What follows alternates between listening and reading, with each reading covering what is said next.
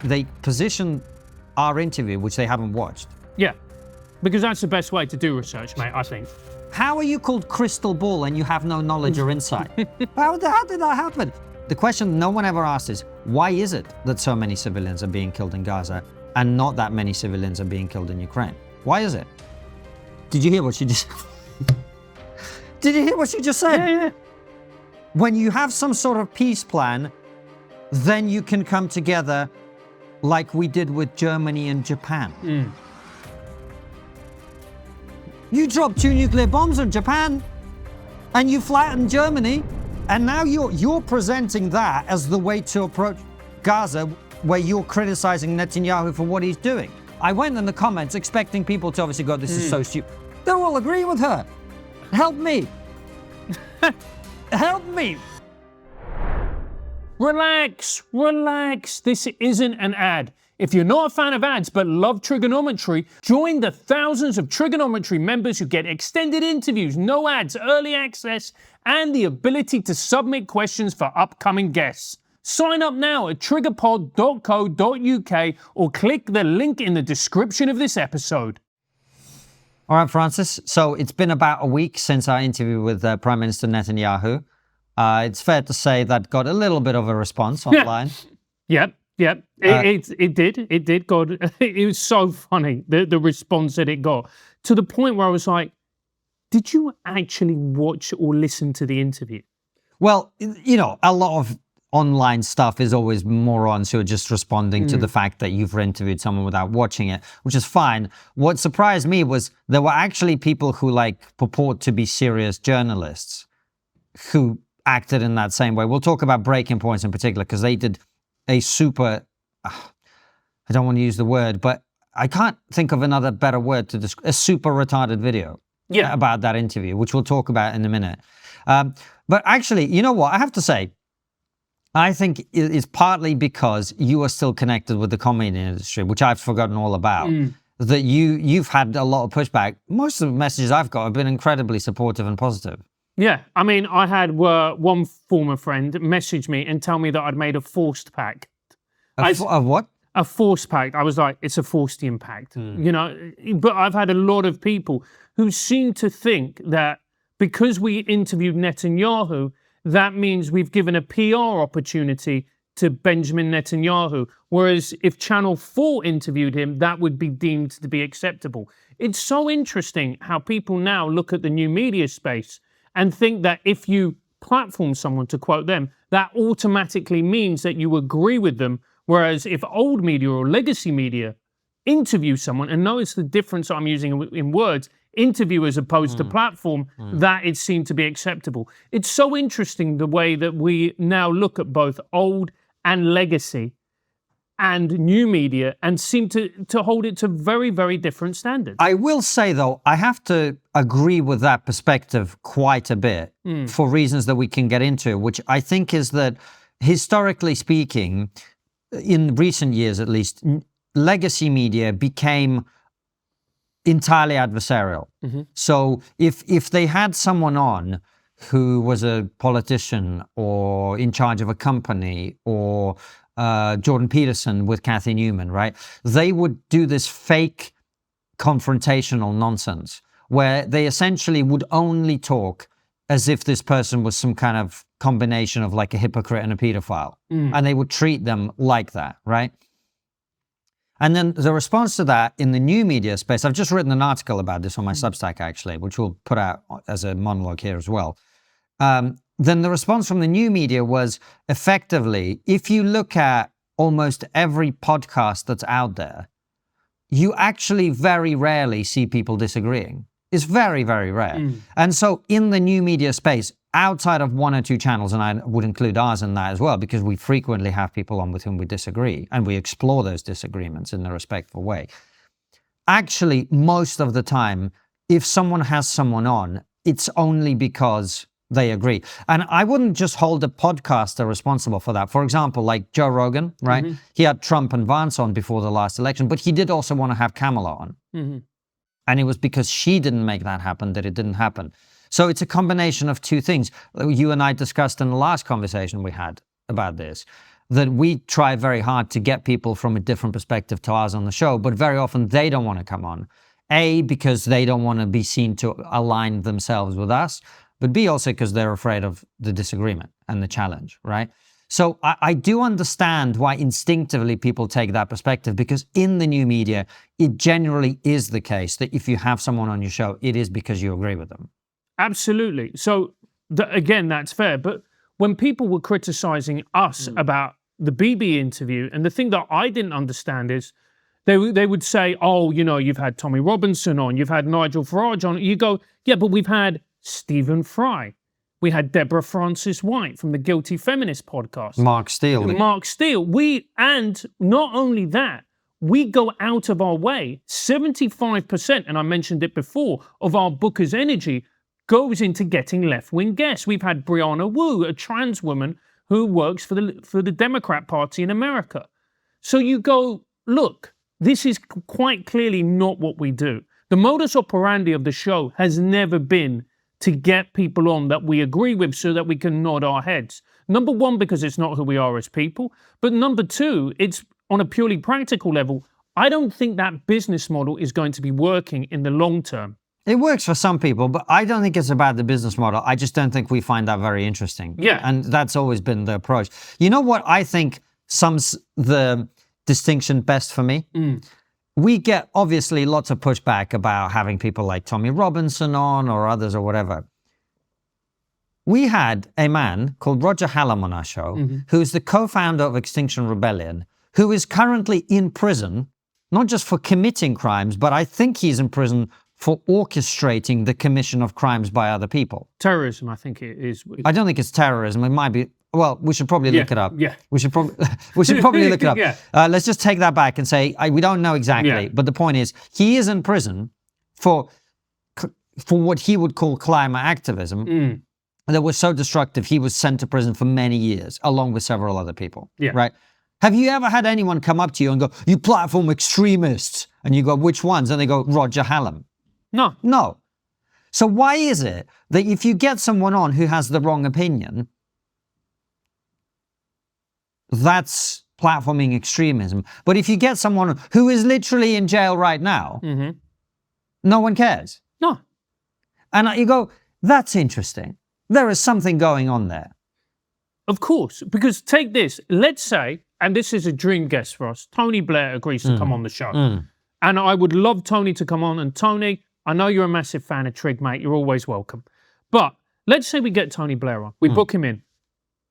I bet he wouldn't even get one quarter of the pushback or the condemnation that Tommy Robinson would get, even though Blair was one of the architects of the Iraq War, which resulted in the deaths of 1 million people. I bet we wouldn't. I would actually find it highly interesting. We would get some pushback, I'm sure of that. But I bet we wouldn't get even a quarter of the pushback that we had for Tommy. It's so interesting to me. And it just shows you how much of this is just, I don't like this person, I like this person. And that's what it's about. And also there's a status thing as well, high status, low status. Tommy Robinson is considered low status. Yeah. And Tony Blair is considered high status. It's not about the death count. As far as I know, Tony Robinson has never killed anyone, right? Tony Blair, with his decisions, did kill lots of people. But that's fine. Absolutely. And it's not even, going through the trigonometry journey has actually exposed to me one key thing, is that the majority of people, and I include myself in this, by the way, I was guilty of this. Most people think emotionally. Most people don't think logically or rationally. Most people don't actually investigate what it is that they think and why that they think it. And actually, do they have any basis for their thoughts and their arguments? Are they actually based on some kind of objective truth? Do they follow a logical pattern, or are they just simply emotional vomiting? And what these interviews expose with Tommy and then with Benjamin Netanyahu is most people don't. Like, they'll go to us when we talk about Benjamin Netanyahu. Oh, you didn't talk about genocide. You got his response on genocide in that interview where he said if we wanted to commit genocide, we would do it in an afternoon. What more do you want us to say? Well, they don't want us to say anything. What they want us is to project their worldview onto him and do a Kathy Newman style interview in this one instance. Normally they don't like Kathy Newman, but in this one instance they would like us to do that because they really don't like him and they hold him responsible for what's happening in Gaza and whatever. By the way, we should just say, and I think this is an objective statement as far as I'm aware, we did the most challenging interview with Benjamin Netanyahu since the war started, of anyone. Show me an interview where he's actually challenged and asked probing questions prior to ours that's been done. I haven't seen one. Have you? No. Right. So this is one of the funniest things that I found, including, by the way, from the kind of online far right as well, which is basically like, oh, you've got this guy on, he's... Okay, these are the same people that were gargling Tucker Carlson's balls when he interviewed Vladimir Putin, while gargling Vladimir Putin's balls. See, you remember we had a conversation on our show about Tucker Carlson interviewing Vladimir Putin, in which neither of us said he should not speak to Vladimir Putin. No. What we said is, if you're going to interview a world leader who's currently in charge of a war, you might want to ask him some probing questions, which Tucker did not do remotely, right? The same with when he interviewed, like all these other people, world leaders that he's interviewed, there's never any pushback at all. Right? And that is illegitimate criticism. What we did is, there used to be a word for this that's now somewhat debased by the actions of the people who apply that word to themselves. It's called journalism. That's what we did. Of course, that's what we did. And going through it, it was just, and the other thing that people don't seem to realize is we had half an hour. You are not going to cover every single subject in the depth that you would like because you only have half an hour. And to the people going, oh, well, why didn't you do a Rogan-style interview? We would have loved to have done a Rogan-style interview, but you get the time that you're allotted. Kind of a busy guy. He's a busy guy. So you get the time that you're allotted, and then as journalists or podcasters or whatever you want to call us, it is our job to then go, how can we maximize the time? What can we talk about in that time to expose not only who the man is, but what he thinks and how he thinks. And that is what I'm really proud of about that interview, because you come away from that interview knowing a lot more about Benjamin Netanyahu than you did before you listened. And I think that is the job, to expose, not to expose in the Kathy Newman sense that someone's a fascist or, you know, a hateful person or bigoted person. No, you expose who that person is in front of you. That is your job as an interviewer, and then it is the audience's job to make their own mind up. And it is really quite that simple. And anything else, where if you want us to sit there and go, what, you know, harangue someone consistently, and by the way, we did push back, and we pushed back quite more than I've ever seen on anybody else. But if you think that that is journalism, to harangue someone, then I'm very sorry, that is not journalism, that is virtue signaling to the crowd. But like you said, most people don't want journalism. They want their worldview to be pushed by all means necessary. And you talked about people having an emotional reaction to things instead of thinking logically. I just think I have not seen...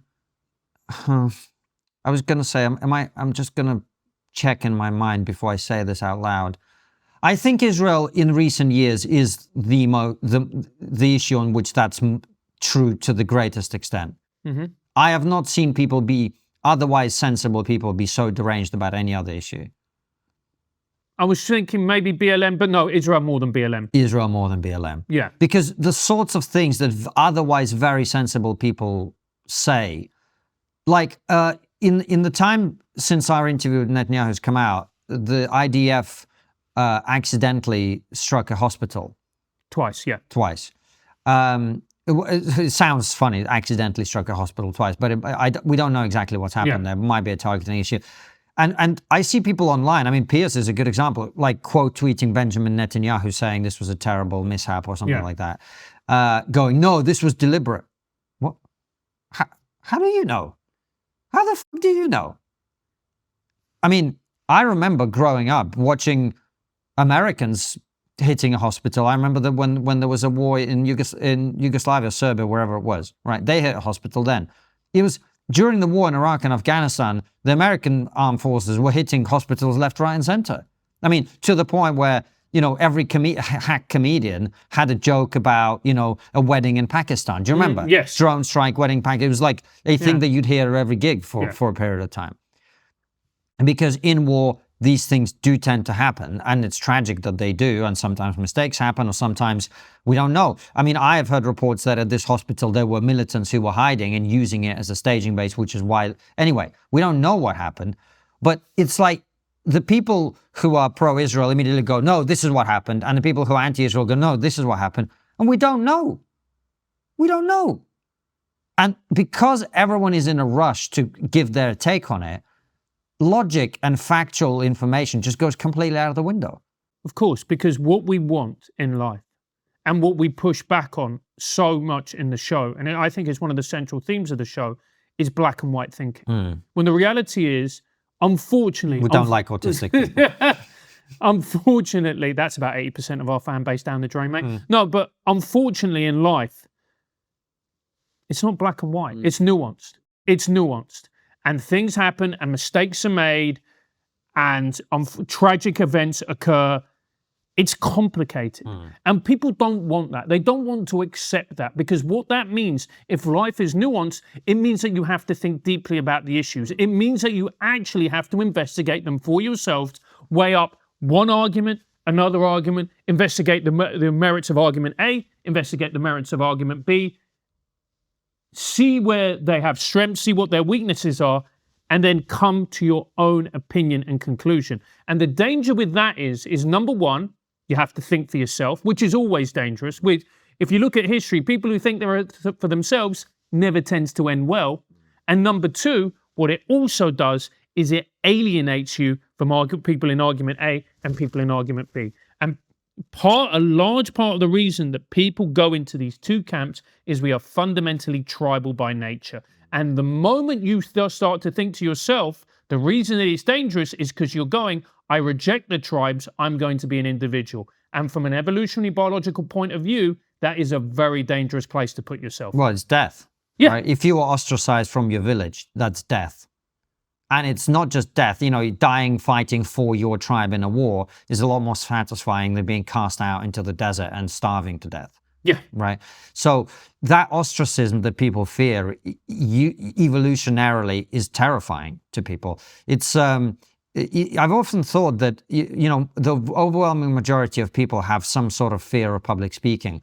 I actually had a fear of public speaking at one point. I think we are hardwired to be fearful of that situation, because if you think about it, in the ancestral environment, you're living in your village, 150 people or so. If you find yourself in a position where you are in front of people and they're staring at you silently, that would not have been a good circumstances 99% of the time. So that is a barrier that many, many people have to overcome. And people think, oh, it's because you got sent up to the blackboard at school. No. It's hardwired into you. So that fear of ostracism is part of it. But I think with the war in Gaza, we're also facing something else entirely, which is the visual medium, the visual channel in human brains is so powerful. It's so much more powerful than anything else. It is overwhelmingly powerful. And when you see images of true horror, which you will see in every conflict zone, it completely overwhelms your logical reasoning and faculties by necessity. It's just how it is. And I think with one of the reasons that you see this with Gaza is people are just seeing horrific shit day in, day out. And it shuts down their ability to think critically. I'll give you one example, which I just think sums it up. There's a meme that I keep seeing popping up, and this is in my feed, so it's doing well elsewhere, right?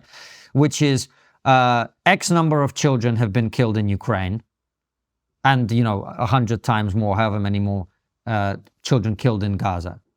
That's the difference between war and genocide, right? Okay. Now, if you know anything about these two conflicts, you go, that is the most stupid thing that anyone's ever said.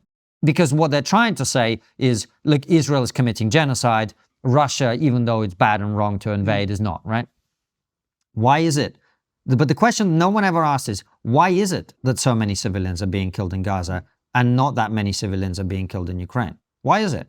Well, I know because I have family in Ukraine. And you know what they do when the air raid sirens go off? they go down into the tube in Kiev. They go down into the tunnels, which the government has made available for them and encouraged them to use. In other words, Ukraine has done everything possible to make use of all the facilities it has to allow the civilians to be safe from Russian attacks. But in Gaza, they have a tunnel network that is bigger than the London Tube, and not one civilian has been allowed in. The point being, the reason that civilians are dying in Gaza is that their government, Hamas, wants them to be killed and is doing everything possible to prevent them from surviving. It's not using the facilities it has to save them. It's deliberately putting them in harm's way. That's why it's happening. But if all you see are these horrific images of war, and you don't think beyond that, a meme that is as stupid as that sounds convincing. The world is changing fast, and it's not enough to just know what the news is. You have to know how it's being reported, because the truth often depends on where you're standing. That's why I use Ground News.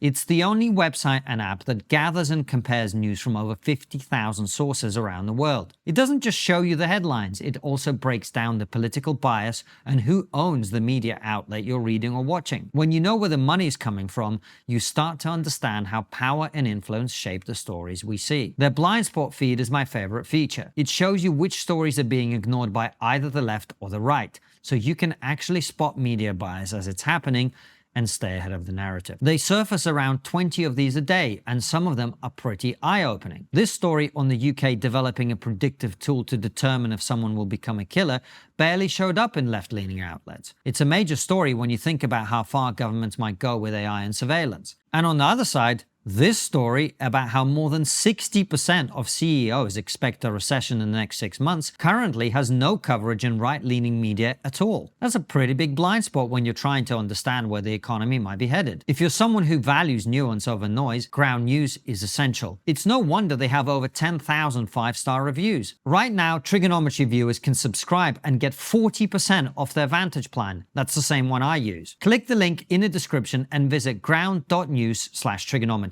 Start thinking for yourself and subscribe at ground.news/trigonometry.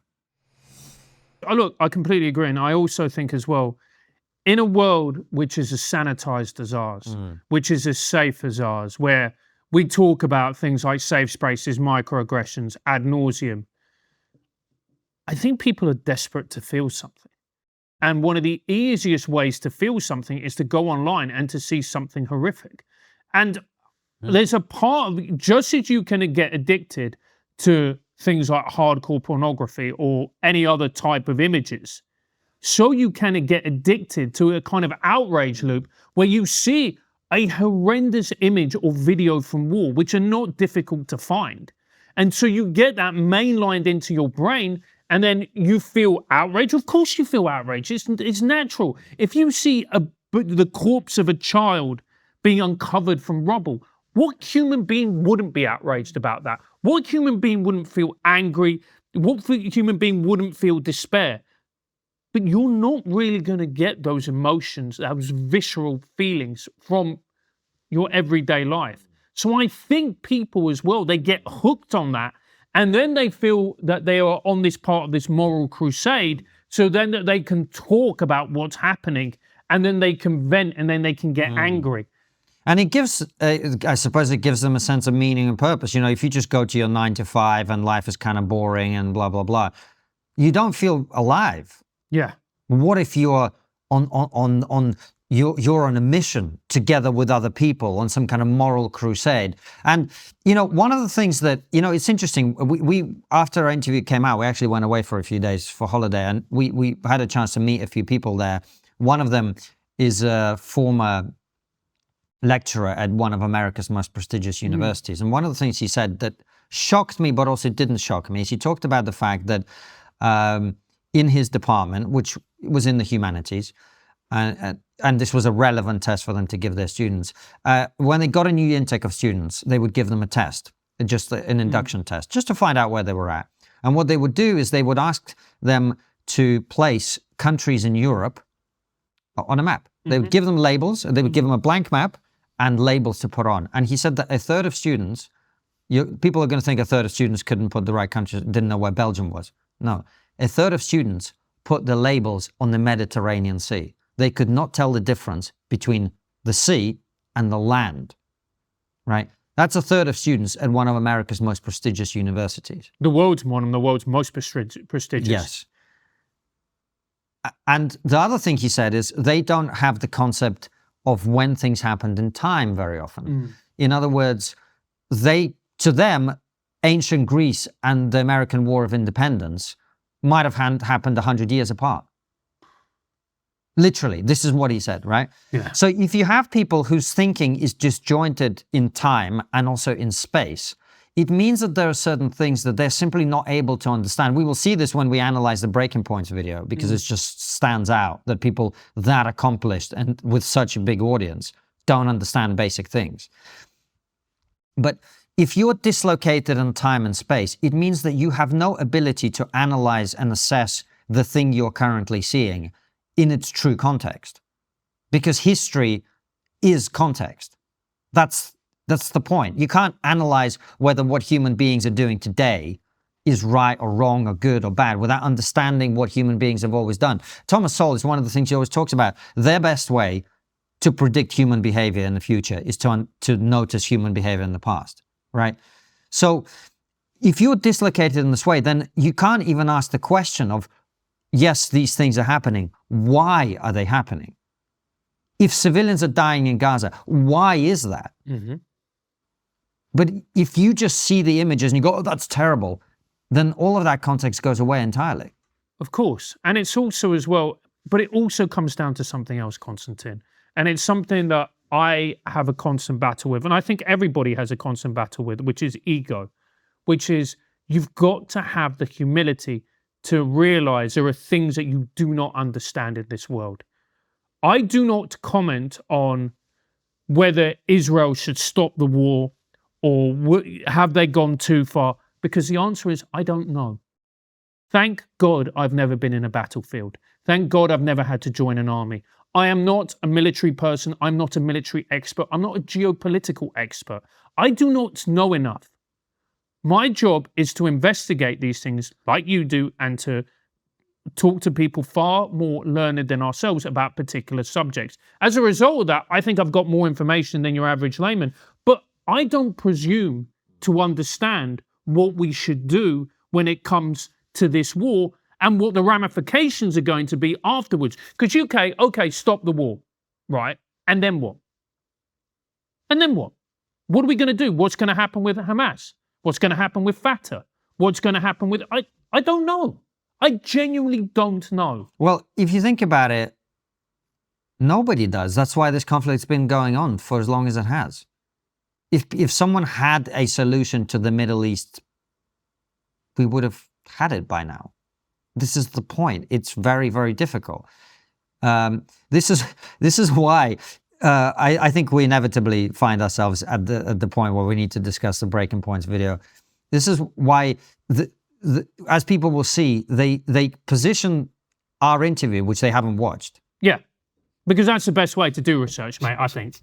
I always, you know what, when I'm researching for a guest, what I like to do is just not do any interview, is not do any for research. It's kind of meta. I am laughing, but it is sad. Anyway, they position our interview, which they haven't watched, yes, as us trying to make Netanyahu look reasonable, when in the last question of the interview, I say to him, how are you actually going to achieve peace? Now, that seems to me like a pretty fucking important question to ask a person who's involved in a conflict. What is your peace process that you have in your head, given the realities on the ground? And they present that as us making him look moderate. Anyway, let's watch the video and we'll talk about it, because this is incredible. Right. Fresh off his blockbuster appearance with the Nelk Boys, Benjamin Netanyahu has now joined the gentlemen of TRIGGERnometry for an appearance. Admittedly, I haven't had a chance. This came out last night, so I haven't had a chance to watch the whole thing. Producer Griffin. It doesn't.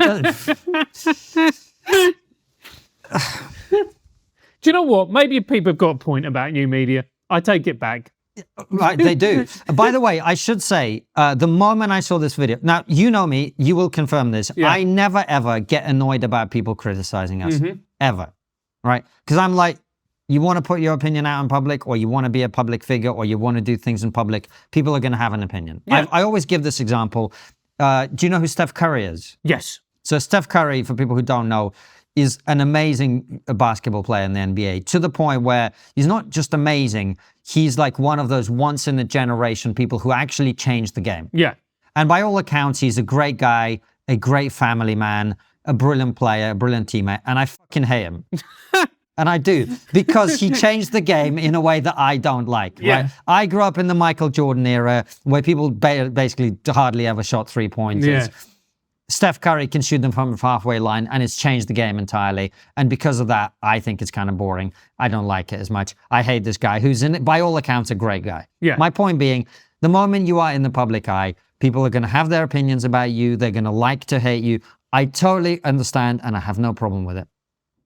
When I watched this video, I literally fucking exploded. I was like, how can you be so stupid? Their channel has the same number of subscribers as ours. Like, they've got a big YouTube channel. Yes. And they look at them. Look at the way they've presented it. They purport to be journalists. Yes. Right? And this is how they start this video. Admittedly, I haven't watched it, but my producer has picked out a clip that totally misrepresents the interview. Let's talk about it. I know. And this, the thing that I found, it's almost a satirical parody of new media. Yeah. Like, there's a comedian who I actually want to have on the show called Mark Maron, who is highly critical of new media. And to be fair, I think he makes a number of good points, and he's very funny about it. But this is like something like, this is like a sketch Mark would write. If the SNL did a sketch, this is the opening line. Now, I haven't seen this thing. I haven't seen this interview, but listen to me make a half-an-hour video about it where I commented about it in depth. Do you know, there's a very famous Soviet joke about this, where there was a poet called Brodsky who was, he was being prosecuted in Russia, in the Soviet Russia, for basically having the wrong opinion. And at his trial, one of the people said, I haven't listened to his poetry, but I'd just like to say. This is, like, how are you? Anyway, let's see what opinions she has, having not watched the interview. Yeah. Producer Griffin pulled a couple clips that he thought were interesting. Let's go ahead and take a listen to this first one. This is Konstantin saying basically, listen, I don't think there's any peace possible with these people in Gaza because they are quote unquote Jew haters. Let's take a listen. I didn't say no peace is possible. I'm saying, how are you going to get to peace? As I said before, that's what a journalist is supposed to ask the Prime Minister of Israel. How are you planning to get peace when this is a reality on the ground? By the way, forgive me for calling the people who support Hamas overwhelmingly Jew haters. I mean, is that a contested claim? I don't understand what she's saying. Is she saying they're not Jew haters? Yeah. Yeah, I think if you want the river to the sea, Palestine to be free, which is the obliteration of the Israeli state, you are a Jew. Has she not seen like clips of the education system in Gaza and videos on TV where they're literally teaching their children that Jews are like rats? Yeah, and I wouldn't say, yeah, and let's take the word teaching and put indoctrinating in there. Has she not seen that? Has she not seen the polling from Gaza? Does she not know what Hamas actually stands for? But this is the thing. This is people who comment about the Middle East, who know nothing about the Middle East. It's why, and Douglas Murray got in trouble for this when he said the immortal words, "You've never been." But as somebody who has Lebanese heritage and talks to their Lebanese family, people don't understand that the way people think in that part of the world and the attitudes they have are very, very, very different from the attitudes people hold in the West. Like, you can think that what Israel is doing is evil and wrong and terrible in every way and blah, blah, blah. But you can't deny that people in Gaza overwhelmingly hate Israel and Jews. Yes. That's not a contestable claim. That's just a statement of fact. Absolutely. Absolutely. But again, it goes back to, and we've got this interview coming out with Tom Holland, which is absolutely brilliant, where Tom talks about the fact that even if you're an atheist, even if you think to yourself that you are not Christian in any way, you have been raised into a society with Christian morals and values and a Christian outlook. That is the waters that you swim in. And so naturally, in our culture and our society, we think that everybody else is raised with Christian values and morals. And that is quite simply not the case. Right. And people don't seem to understand that. They seem to think, and this is the reason why we thought we could bring democracy to the Middle East, why we could go out and that people would all of a sudden want democracy and Western values. But that is a form of arrogance because we believe everyone thinks like us, but they don't because they've been raised with a different value, a different culture, and a different religion. They hate you, they hate Israel, and they hate Jews. How are you going to have a peaceful coexistence with those people, particularly successful programs of de-radicalization in some of the Gulf states, which are actually proving to be to break the this prototype of Arab societies that cannot seize the future. I'm not saying they're model democracies, mind you, they're not, but they certainly want to seize modernity and not go back to the savage and early medievalism. Please tell me how Konstantin is making Netanyahu sound more moderate than him. Just the idea that, okay, these people hate you. Yeah, gee, I wonder why. Maybe it's because they've been occupied and being starved and bombed to pieces for, and not even just post-October 7th. But also, Sagar, you can speak to this. Do you think she's read the Quran? No. Do you think she understands the history of how Christians and Jews have always been treated in the Muslim world? I mean, Christians and Jews are, by definition, second-class citizens. Doesn't mean they were killed necessarily, whatever. But people of the book, Christians and Jews in Muslim societies throughout history, were, by definition, second-class citizens. By definition, looked down upon. By definition, having to pay a different tax, use a different, ride a donkey instead of a horse, all of this other stuff. She thinks that many Muslims hate Jews because of Gaza. It's somebody, and again, we go back to this, who's got no understanding of the Middle East. My family, my grandfather's family, are from Lebanon. There are, if you look at South America, in particular Colombia and Venezuela, it has hundreds of thousands of Lebanese, Syrian, and Middle Eastern Christians. Why is that?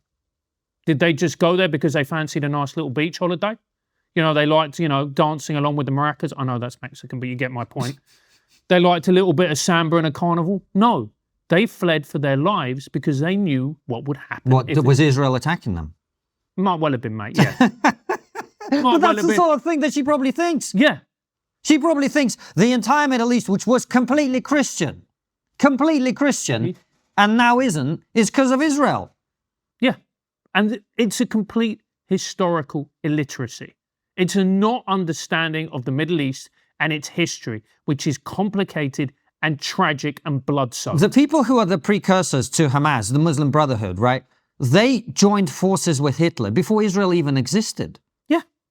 What is she talking about? But you see, this goes back to what I was talking about, which is being with argument A and argument B. And if you want to be with argument A, let's just call it, that's the side that breaking points are on, the anti-war, the stop the war, the whatever else, then what you have to do is you have to be blind to the history and to what has happened. She's making me appreciate Dave Smith. At least she's read something. Yeah. How is she? It's so frustrating because, look, like I said, people are allowed to criticize, they're allowed to have their own opinion. But if you're going to comment on something like this and you don't know anything, how are you called crystal ball and you have no knowledge or insight? How did that happen? And by the way, if it sounds like we're slagging them off, right? The moment we saw this video released, we had our team reach out to them and say, I would be very happy to come on and discuss this. They read our email and guess what? No response. Yeah. Right. Anyway, this is making me angry. Keep watching. October 7th. But also, Sagar, you can speak to this. How many times throughout history have we seen bitter enemies I was about to say. who hate each other? And guess what? When you're able to come up with some sort of a peace deal and have a coexistence, you know, that fades over time. We can see it with our own country. You know, we were bitter enemies, obviously, went to war with Germany and Japan, and now these are some of our closest allies. You can see it inside of our own country.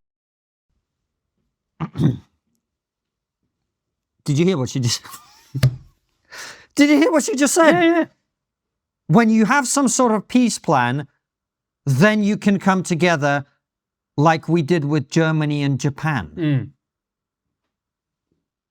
You dropped 2 nuclear bombs on Japan and you flattened Germany.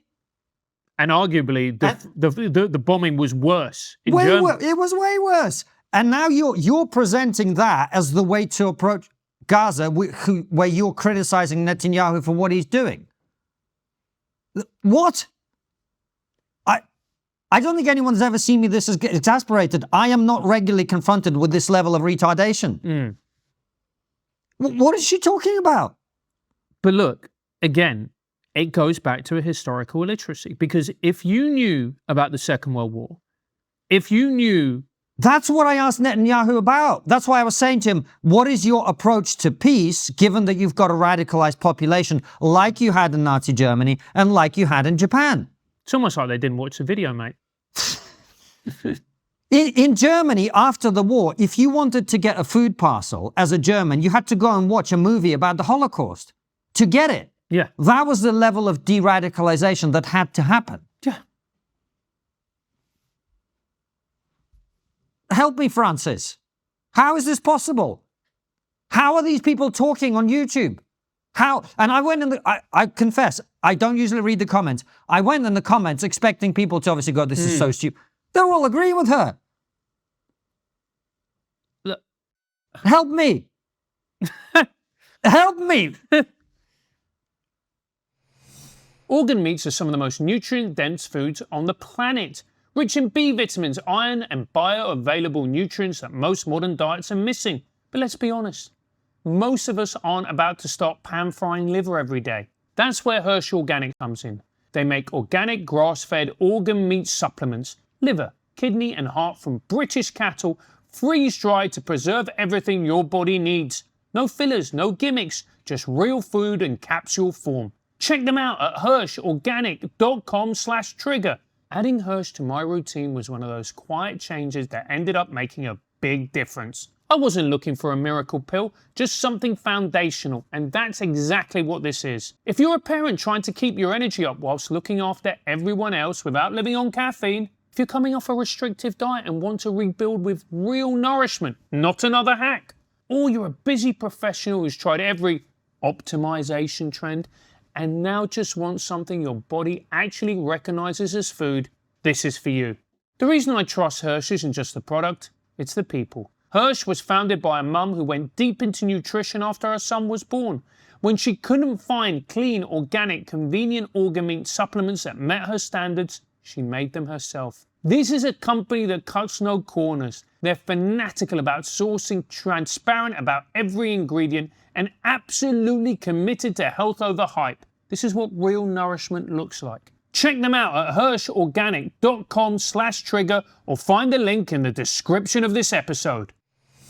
Look, this is, and again, to me, this is the issue with new media and this is the issue with the internet, in that you can have these views and opinions, but if you don't have people to challenge them, if you don't have people for the opposite side, then what happens is you get these views and opinions and they're nonsensical, but because they're not robustly challenged, people don't point out to them the flaws with your argument. That seemed to happen to Ann Coulter in this very room, if you remember. Yeah. But Saga knows history. Yeah. Right? And he just sits there and nods along. Yeah. What's going on?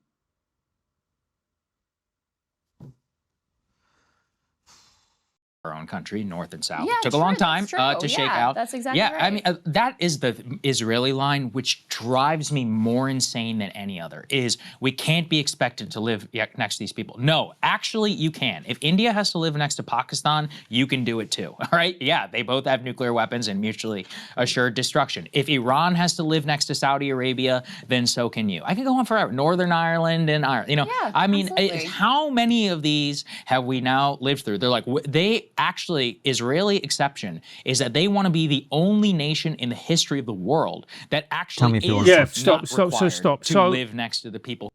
what again that speaks to? So you're talking about Ireland and Northern Ireland. You know, that Ireland was a civil war, but that is very different. And by the way, Irish family, Irish heritage, all the rest of it. I know a little bit about the history of Ireland. That is very, very different. I find it actually really frustrating when people compare Northern Ireland to what is happening. Now, of course, there was hatred. Of course, people were dying. Of course, there were murders, there were bombs, there were terrorism. It was tragic, awful. The history of Ireland is particularly blood-soaked and brutal. But it does not compare to the Middle East. It's a completely different thing. You have one religion in Ireland split into two factions, Protestantism, Catholicism. In the Middle East, you have Islam and Judaism. You don't only have Islam, you have Islamism. You cannot compare, in my view, Christian extremism, which is what you have, and Islamism. Islamism as which is what Hamas is a type of religious ideology that celebrates the death of their own children in order to achieve a political outcome. You get extremists in Northern Ireland. You get people like Bobby Sands who will go on hunger strike and will die and will not eat for his political cause. I doubt Bobby Sands would have wanted his own children to die of starvation and to see them suffer. Hamas and Islamists see that as a noble outcome and something to be celebrated. That is highly different. And also, I wasn't advocating in my question to Netanyahu that they shouldn't live next to people in Gaza, nor was that what Netanyahu was saying. No. He was saying we need a program of de-radicalization so these people don't want to kill us all the time, then we can live in peace. That's his mission as he believes it to be. So no one is saying, at least they're not saying, Netanyahu is not saying, and we're not saying, that they can't, that wasn't what was said in that interview. No. I don't know what they're talking about. No. And again, it goes back to what you're doing is taking clips from an interview without context. You haven't done the work. You don't have the background understanding. If you take something and go, look, this is a clip from the interview. Just for the audience, you have to know that this was discussed, this was discussed, this was... They did the same thing with me where they took... well, we'll get to it. Yeah, we'll get to it. And so you just go, actually, you don't know what you're talking about. They don't. It's like, And by the way, we should say they're intelligent people. yeah. I assume. Yeah, no, they are. They are, right? But I guess ignorance combined with intelligence is actually the worst outcome. Absolutely, because if you're smart and you're ignorant, then what you can do is you can logically argue your way into any position, Right. which is what we've seen with a lot of the kind of the progressive hyperliberal movements and what you've seen with the woke right, where you're smart so you can go, oh, you know, diversity of our strength is bad, therefore, hey, let's all support white people. Nothing wrong with supporting white people, but we don't want identity politics for any group, really. Yeah, exactly. 'Cause that's I don't mean supporting white people. I mean, let's now get revenge, which is what it is. That's what you're saying, yeah. Okay. Better question is how, you know, Palestinians, after this genocide of them, could be expected to live next to the Israelis. But that's something we should expect of them too. We're like, listen, you got a exactly shit deal, right. but you have to live here. That's exactly right. I mean, that's the nature of, you know, of humanity. That's the nature of being able to have some sort of an agreement. And yes, over time, not to say that there won't continue to be tensions as there are, you know, in Ireland and Northern Ireland, like there continue to be tensions. But the idea that, oh no, you couldn't possibly live next to these is just preposterous and historically illiterate. There was another interesting section where the other host, Francis, is pressing Netanyahu a bit on some of the comments of, the Smotriches and the Ben-Gvirs. Let's go ahead and take a listen to how that went down. There are critics of yours, Prime Minister, who will say, well, part of the reason that Israel is losing the propaganda war is when you have ministers like Smotrich making incendiary or inflammatory comments, and there doesn't seem to be any particular pushback from your government to this. They go, well, what does a Prime Minister really believe? Well, what I believe I say. In a parliamentary system, people are free to say. Sometimes they say things they don't quite mean. It happens all the time. You have a very active fringe. Prime Minister, forgive me, but these aren't parliamentarians. These are people who are part of your government, and they remain part of your government after they say these things that to many people, even your friends, sound a little bit like ethnic cleansing is being discussed. Well, we're not discussing ethnic cleansing, and to the extent that we have these conversations around the cabinet, the security cabinet, that is actually not being discussed by these people. Probably. But Prime Minister, may I just interrupt? When you have your finance minister making a speech and talking about occupying Gaza, and there doesn't seem to be any pushback within the government, people quite rightly, in my opinion, would say, well, surely aren't you condoning that type of rhetoric? No. And it's exacerbating Israel's PR problem. I disagree completely. When somebody says that, and I'm asked, is that your policy? And I say, no, it's not my policy. I don't intend to build settlements or communities in Gaza, and not Israeli ones. I want a non-Israeli civilian governance after that is committed to living in peace with us. It is so unbelievably dishonest at this point to still pretend like that's not your policy and like you condemn it and you have nothing to do with it. But you also got to give me credit because I called it. This would be exactly how he would answer. Because I asked Crystal yesterday. It's a democracy. Yes, we have a fringe, inflammatory rhetoric, blah, blah, blah. I was like, how is he going to square that? Because it's true. But I didn't put myself in the mind of Bibi to be like, yes, we have free speech. We have a vibrant society where we allow such things. But I mean, to Francis's credit, he was like, no, this isn't. Pause it there. It would be like somebody else. You want me to pause it because they gave you credit? Yeah, exactly. You know what, mate? I take it back. He's all right. Crystal, fair enough, mate. Saga, if you're watching this, we'll go for a beer. If non-alcoholic, probably. It would be like somebody else using Ilhan Omar's statements. I mean, yeah, you could say that. Be like, look, we have 435 more members of Congress. One of them, Marjorie Taylor Greene or Ilhan, they say some crazy shit sometimes, whatever. But that is not the same whenever those people are actually in power, members of the government, when the government policy reflects their government desire. policy reflects their desire to the point where they're handing out weapons in the West Bank and or U.S. dollars, which they then use to prop up their expansionist regime. Yeah. That's very different than, oh, we have free speech. Yeah. And this is the thing about Bibi. He's the master. It's not like he has always, in his perfect Philadelphia-born English, he understands which parts are distasteful, to the U.S. public. And so in English, he does not endorse any of this stuff. But again, in the age of Google Translate and AI, if I will, you can easily dub the stuff he says in Hebrew, and it's the same stuff. That's right. That's the stuff that drives me crazy too. Right. Yeah, and that's part of what I think the framing of the question. Yeah. I have all kinds of issues with the framing of the question. First of all, the idea that Israel just has a PR problem is just disgusting, in my opinion, genocide. We're going to get to that with Megan. She said that too. She's like, the Palestinians are masters of propaganda. And that, the problem is just this incendiary rhetoric. Yeah. And why don't you do more to condemn this incendiary rhetoric? Well, because he supports it, because he is the one implementing and pushing forward the policy that they want to see. I mean, we're talking right now as Gaza City is. Was there more you wanted? No. Is that it? You're happy to leave it there? Yeah, that's pretty much it. Apart from when she says that I'm one level above the Nelk boys, that we're one level above the Nelk boys. Well, the Nelk boys have a bigger audience, mate, so what are you going to do? But I found that very interesting because her criticisms of me and for us is the framing of the question. The framing of the question refers to a comment that Benjamin Netanyahu said and was talking about literally before that. That's why we framed the question. Yeah, but she hasn't seen the interview, so how could she know that?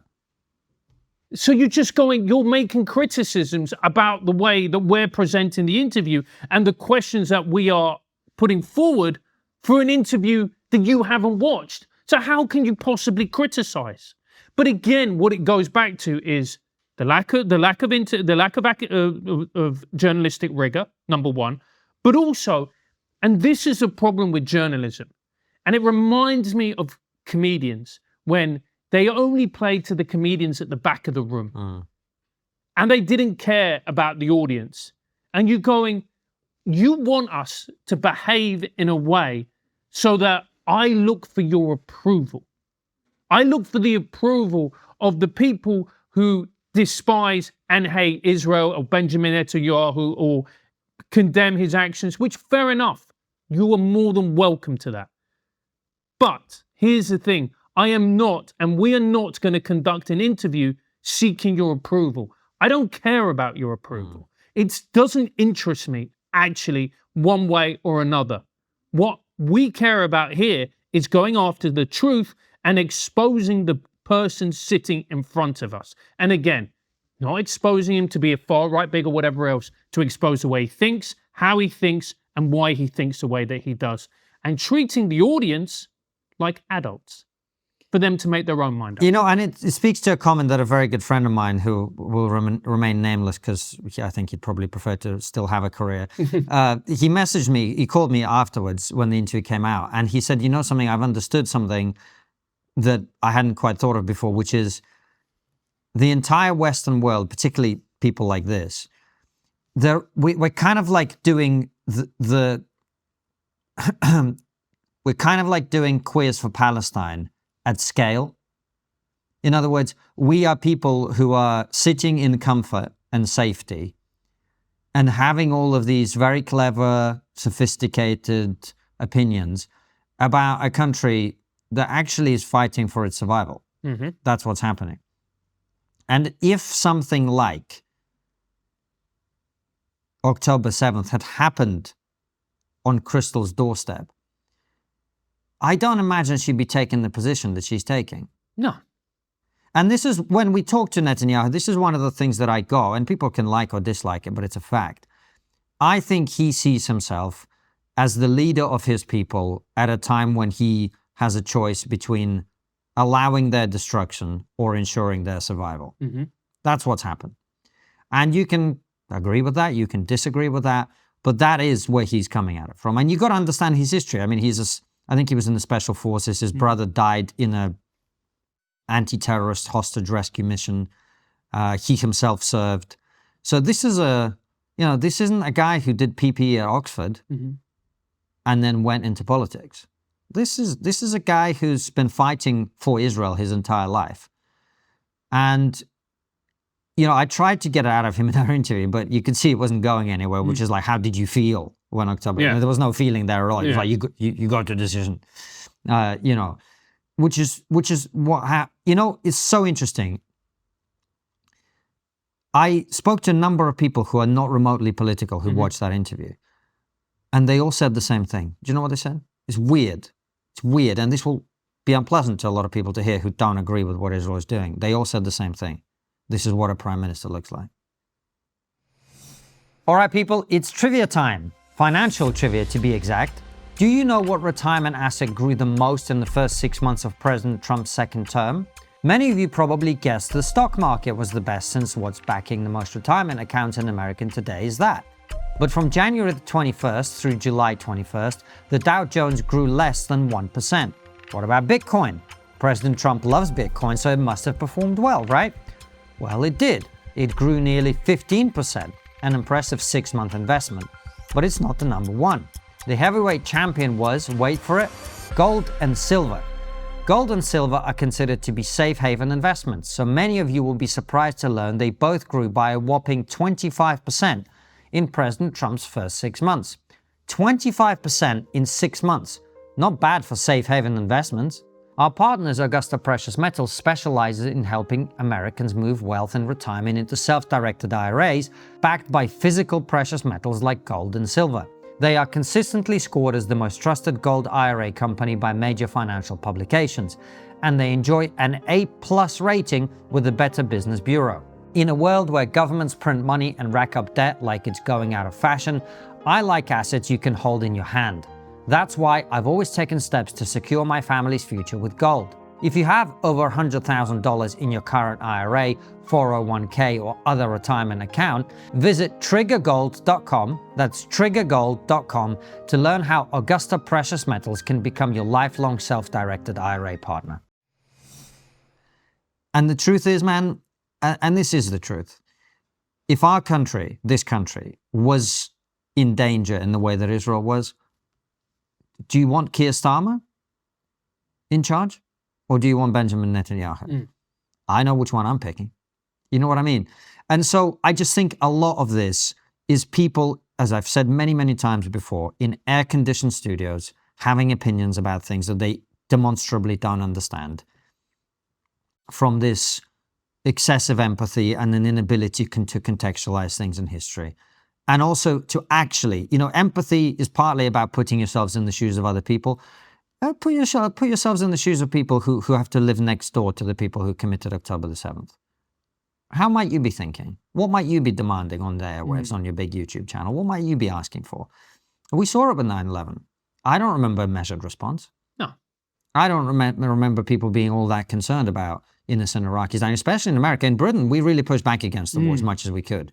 And Tony Blair was bullied into it, I believe, and went along with it.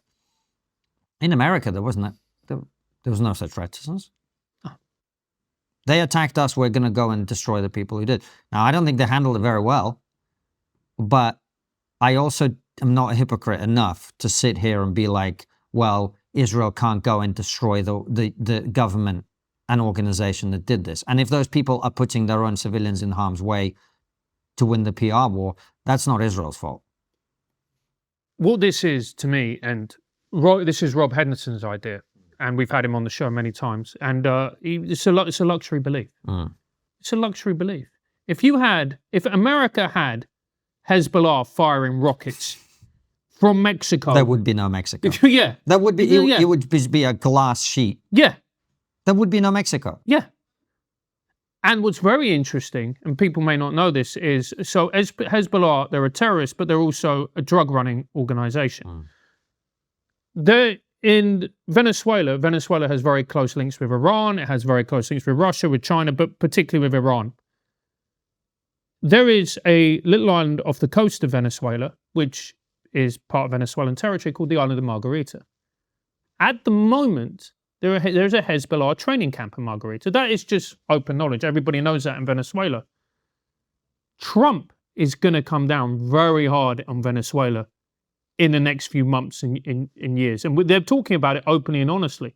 Now, why is that? Is it because they hate Venezuelans or the Venezuelan people? Or is it because they know that there is a direct security risk having a Hezbollah training camp about 3.5-hour flight away from Florida and Miami? It's very simple. And this idea and this is why, and I understand with America, because if you live in a nation as powerful and as geographically isolated as the United States, it gives you a certain, well, why should I care? Why should we get involved? This is awful. And I get that and I understand that. It's one of the things that makes America so great is they don't have to worry about being invaded. They don't have to worry about their land being taken over by enemies and their people being destroyed. They don't have to worry about that. Most other countries in the world have to worry about it. Absolutely. But if you live in a country where you have another nation as powerful as Iran using openly genocidal language, wiping off the face of the earth, etc., etc., etc., funding terrorist organizations that fire rockets into your country, that also fund Hamas, and who then commit the atrocities that was October the 7th. Iran directly funds Hamas. You can make a very good, strong argument that essentially Iran indirectly or directly funded October 7th. By all accounts, by the way, just while we're on that, just to be clear, by all accounts, what we know, I think so far, is they did not know that it was specifically going to happen, but they were aware of a general plan. Absolutely. And if you give money to an organization that openly advocates for wiping Israel off the map, I doubt you'd wake up the next day, saw October the 7th, and like, oh, that was a bit of an overreaction. And It's just so obvious. Like the suffering in Gaza. So people tend to do is they go, look at the suffering in Gaza, therefore, and then they make a bunch of completely unconnected statements. The suffering in Gaza is awful. It's awful. It's terrible. People, I never used to understand why people would say this before I became a parent. When you become a parent, you experience a kind of I was going to say very powerful, it's not very powerful, overwhelming, debilitating vulnerability. And this is why when you see politicians go to the scene of a mass shooting, as we've tragically just had in America as we're recording this or whatever, and they always say, I'm a parent, to the parents. And what they're trying to communicate is, I understand your pain because I can imagine, because it's every parent's worst nightmare. Of course. I can't understand, but I can just about imagine what it's like to have your family killed. And I know people in Ukraine who've had that happen. It's awful. But the question you have to ask is, why is this continuing? Why is it still going on? This could have ended. This could have ended on October the 8th, for God's sake. Yeah. All Hamas had to do was return the hostages that they stole, the people they stole from Israel, many of whom have died, and the remaining ones of whom are being held in horrific conditions and being forced to dig their own graves, for God's sake, and surrender the terrorists who took them. That's all they had to do, and they haven't. And they still don't. They could end this war tomorrow, and they don't. Why is that? That's the question you have to ask. Why do the people who have the ability to end this war today refuse to do so, even though it means tens of thousands of their fellow citizens being killed? Is it possible that they care more about their political goals than they do care about those civilians? Absolutely. And this is what people refuse to talk about when they talk about this. It's why I find myself getting so frustrated when they also compare, because there are extremists on the Israeli side. Let's just be honest about it. Of course. There's extremists on the Israeli side. I've been reading about the settlers. That is something I am not very comfortable with. Me neither. At all. And I don't think you are. And there's a lot of people who are pro-Israel who think that actually the behavior by the settlers is not good. It's not good. You look at some of the language used by Smotrich and Ben-Gvir. I condemn that language. I condemn that language, absolutely.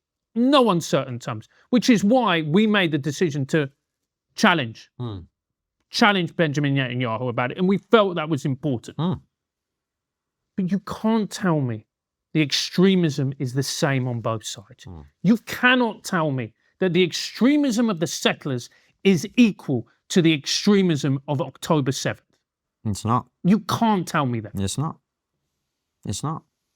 It's not. I mean, these people fundamentally don't understand Islamism. They just don't. And they don't care to. They much prefer to live in a world where all cultures... It's the same moral relativism that we saw from the progressives this entire time. All cultures are the same. All cultures are equal. No, they're fucking not. No. They're just not. And if you want to understand how they're not, look at Europe. What happens as the demographics of Europe change? Well, guess what? Sexual assault goes up. I wonder why that is. Is it possible that importing lots of people from cultures that think women are basically cattle, is it possible that that might increase bad treatment of women in our country? And people are very uncomfortable about this. I remember I was on I can see you've got some kind of joke. No, because it's a true story. It's funny. Because I was saying, we would talk, I went on a date with this girl and she was like, I think it's disgusting how people say old cultures are, some cultures are better than others. I'm like, well, where would you rather live? Here, when we're going for a nice Japanese meal in Shoreditch, or under Taliban rule? In Afghanistan. In Afghanistan. And that was the end of the day. There was the day never recovered. It never recovered. But that's how people think. They refuse to see this. That's why we've had mass waves of illegal immigration from cultures that we don't want to hear, because that's how people think. They think see, this is the problem, right? This is the central myth that I think liberalism has created, and I'm a big fan of liberalism, but I think this is one of its big flaws.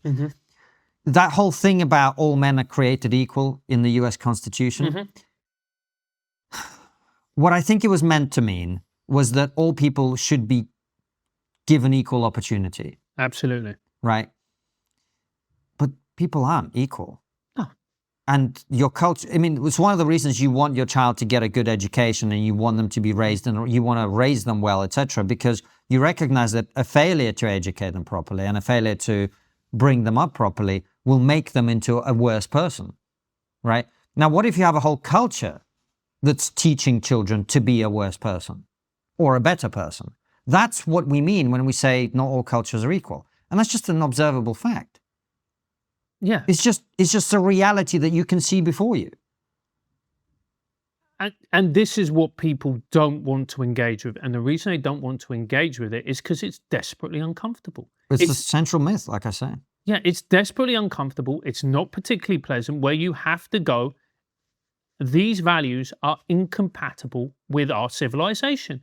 And they are. They just are.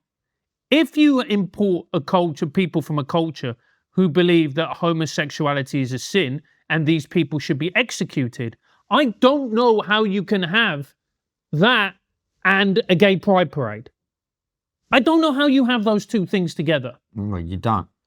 And you can't. And people don't want to admit that. I mean, the gay pride parades are not a massive concern for me.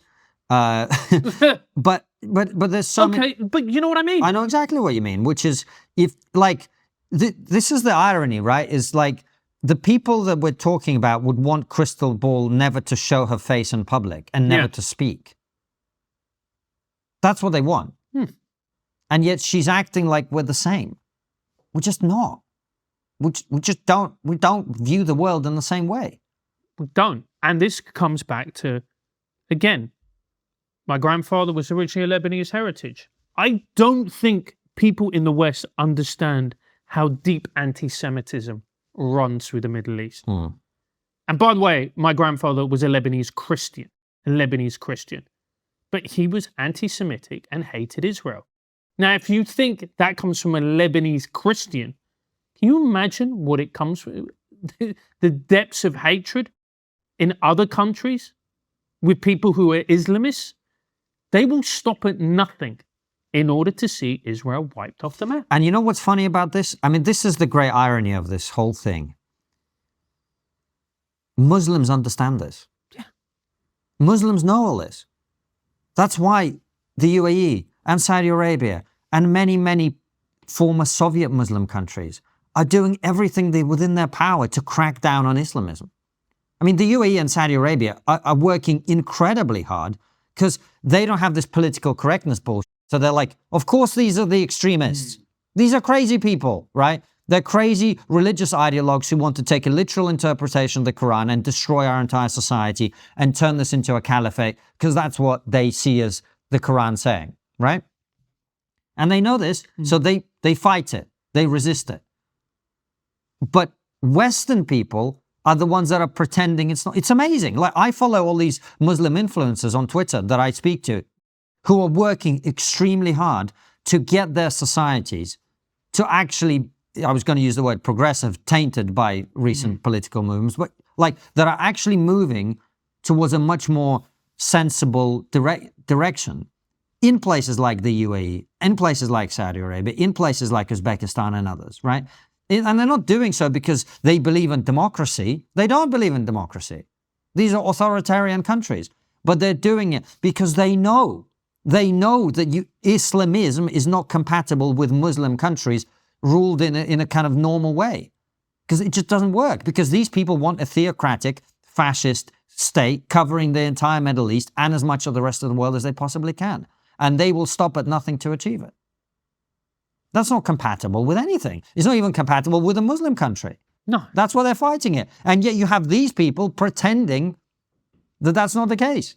And that's why, another reason why they fight it is because more Muslims die at the hands of Islamic fundamentalists than anybody else. Right, of course. Because there is a civil war happening within the Muslim world between the extremists and the rest.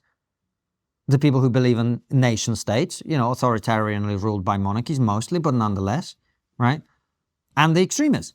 You've got these two sides. And no one in the Muslim world is pretending that this isn't happening. Yeah. Because you have to have no brain to pretend it. But if you have no knowledge of this entire situation, you just go, well, everyone's the same. And I'd push back on that. I don't think it's because they have no brain. I think it's because they have imbibed an ideology and a worldview, which means that they simply cannot understand and see. They are blind to the nuances. What's the difference between that and what I said? Because I think it's worse. I genuinely do. I think it's worse. Because if somebody doesn't have the intellectual capacity to understand something, I think that's forgivable. Yeah, that's true. Whereas I think if someone is willingly blind and doesn't want to or ignores it, I think that's willful, and that's far worse. Yeah, I think the truth is, though, that myth is breaking down very quickly, and I think we're not going to be able to pretend that everyone's the same for much longer, just because it doesn't work. No, it doesn't work in practice, and I think that's what we're seeing in Britain. I think that's what we're seeing across Europe. We're seeing it everywhere now. People are, I think it was again a brilliant Thomas Sowell line, which is, you can ignore reality, you can't ignore the consequences of ignoring reality, and that's where we are. That's exactly where we are. And I actually think with some of the, like I've had a couple of gigs cancelled, and I've had people really push back. I've had people send me quite unpleasant messages saying horrible things to me. But I think now what this conversation has actually showed me is that I think the reason the pushback is so vehement is because deep down that they know it. You wouldn't get this angry if you didn't realize that something was amiss with your line of argument. You wouldn't get this furious, you wouldn't get this censorious if you didn't at a deep emotional level understand that your argument was deeply flawed and it was being exposed day in and day out. You can't keep going down this path, and you can't keep advocating these positions without being aware that actually what is really going on is you effectively signing your own civilization's death warrant, which is what I think we're going to be seeing. Well, that was a nice positive point to end on, mate. It is what it is. I was arrested for holding one of the most basic fundamental truths that we've known forever. Children are not born in the wrong body. Their immediate instinct was to call us fascists. And Chris asked, well, what about our free speech? We have a right to freedom of speech here, don't we? And the police said it doesn't work like that here. And we were arrested, strip searched, put in cells for a few hours, and then released. Why were you strip searched? If I get criminal charges, it will change my life quite substantially. It's quite a high cost for free speech. It's not good. It's not. It's not good at all.